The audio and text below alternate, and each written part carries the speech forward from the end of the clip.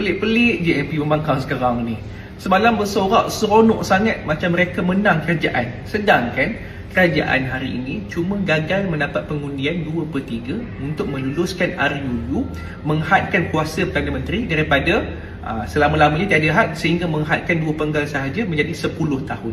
Sebenarnya reformasi ataupun reform untuk melakukan RUU ni sangat bagus untuk pemimpin-pemimpin pada masa akan datang, supaya tidak hanya dipimpin oleh seorang sampailah 10 penggal, sampailah di 10 tahun 20 tahun dalam dia seorang je yang memimpin. Sedangkan boleh kita bertukar-tukar pemimpin dan boleh melahirkan pemimpin-pemimpin muda yang boleh memimpin negara kita pada masa akan datang.